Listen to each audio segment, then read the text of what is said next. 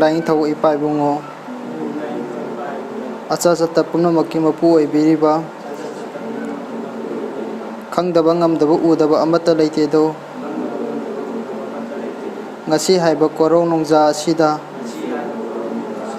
Karisu Kangadrabatu Alabana Zawaiba Ekoina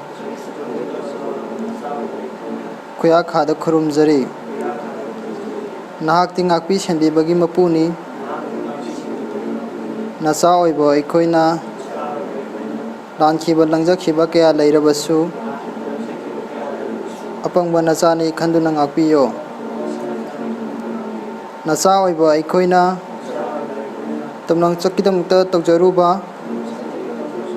Ponozaruba Kudingda Tongna Pangal Happy Duna Apaya Pabata Wahan View Haina Kurumzari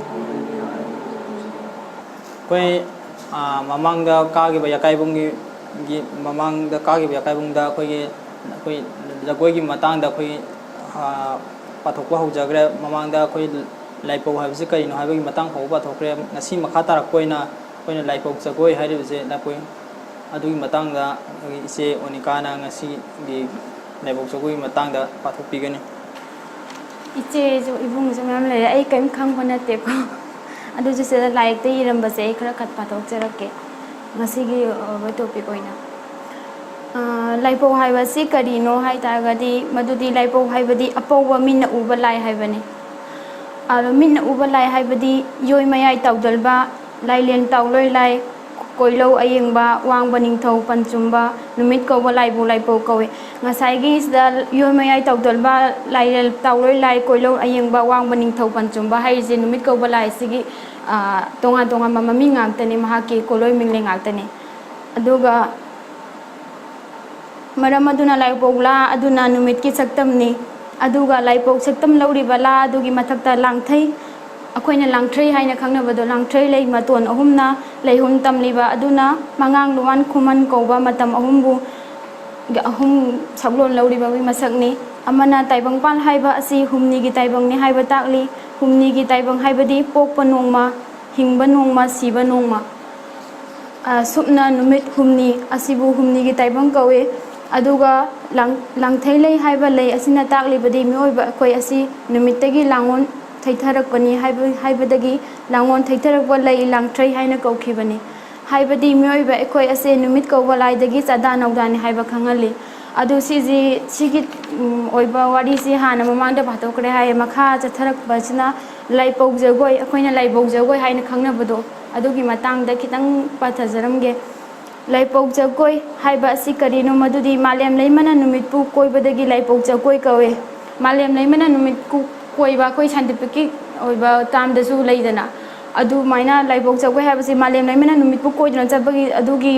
kanodo utpat jagoi dubu laibau jagoi haina laipau jagoi haina khoina thonkhibane jagoi haibadi matam kauba laibu chak kawe matam kauba laise chak kawe chak kauba jagoda malem leimana koi maram maduna malem leimana chakpu koi haibagi chakoi akoina jagoi haina je asengbari chakoi dagi lakhiba wa haine ba jagoi habase chakoi kawe aduga malem leimana numitpu koiba matamda masa leina koi malem leina koiba khongthang amasung satek aduda chakoi khutek kawe jagoi khutek hado chakoi khutek haina koina koiba malem leimana numitpu koina masa leina chatbadu ungbudu aduga jakoi adugi jagoi khutek kawe chakoi haibadi asibu malem leimana chakpu koibagi sathekni haiduna leima jagoi kawe malem leima sena numitpu koina chatpagi damakta akoina lai haraubada thengna leina koina chatlibadu jagoi khutek leima jagoi haina thonkheba aduga laipau chakoi saba matamda chakoi khutek ahum subada chakoi sabi singna masa amuk laithoi leina sai masina taklibadi mangang luwang khuman koba matam ahumna khongthang bi malem leimana masa amuk tang pomlai leibada nongma koba oibabu takli jagoi khutek tawbu matamda khongthang bi leimana ngasai gi jagoi sari be nupi leimaduna masa amuk tang ungbajina nongma gi matam ju saiba leng ngasai gi masa do jagoi sara lei chabada amuk tang ungba mapung phaba matam do duna nongma matam sakeba maitai lai harauba haiba asi wangulon amadi kanglon animak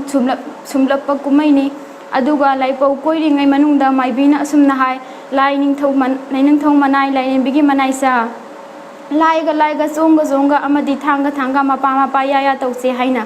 mayamna mapa osina duna yaya tawi masina karibu tagli madudi khubak namta khubadi makhon thokte khubasu yade khubak ani khudabaduda makhon thoi yai haibadi taibangpal haiba asi namatana oiba yade ani gi taibangpal ni haiba phongdokli madudi laba amom nupi nupa amadi pi pa haiba asi taibangpal kawe asumna sada nagda duna taibangpal oiba yaki haibagi damakta yaya haina kaunaribani adudagi laipo jakoi khutek kumari humphumari na hakchang saba loirabada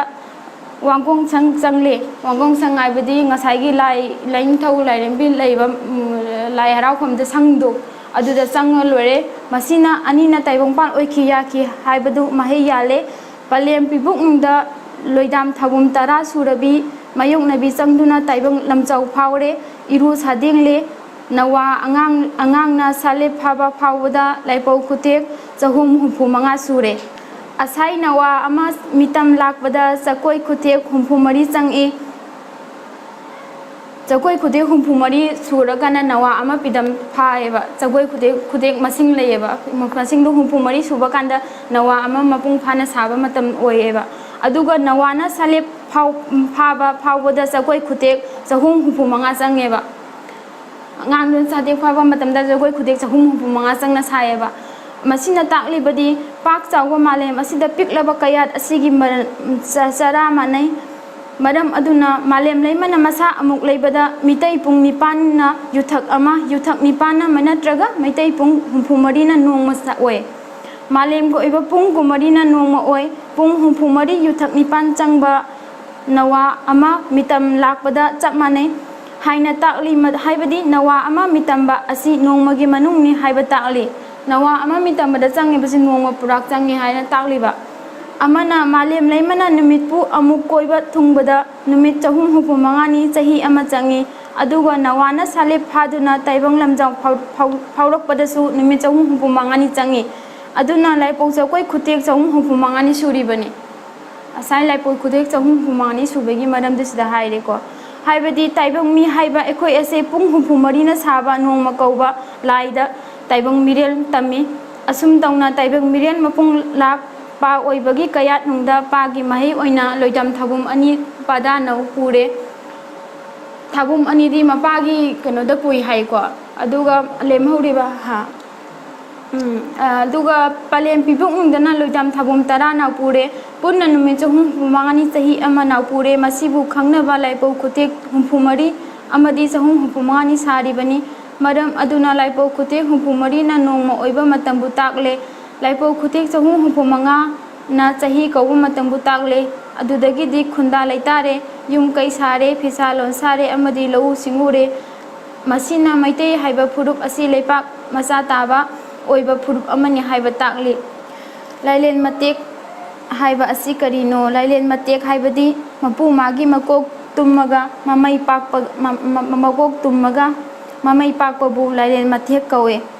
haibadi ama haiba mapu mahakna ahuba masing oiraga masing thingamdaba taibangpan oirakpa matang chada nagdarakpa asibu lailel mathek kawe lailel haibadi mapu magi langon mapok adubu lailel mathek haibasi hairibani asini lailel haibadi mapu magi langon mapok bu lailel mathek hairiba asini aduga lailel mathek sanaba matamda chong mari yunglaga chonggi makhada lillaga lailel mathek sane chekhai aro masina takli bade chong mari aduna khoidau pa phalgi phangkhong chuk mari ni hangan handa lituna sanariba lailel mathek aduna taibang langon ni haibadi taibang khoidau dagi litha khiduna taibang chada nauda khiba ni langon khibani haiba mapugi thausilbu uhalli adugi lailel mathek sanaba matamda kai haide tathaide hairibani adugi damakta masina takli badi ibungo mahaki taibang kumai asidi atat akham laitana lomba nairoidaba kumai ni haiba takli bani amana chonggi pafal mathakta maibi anina phibul ama hangan handa on hunduna awo athong tawduna sanai masina takli badi phibul aduna khoidau thambal gi lahi oiba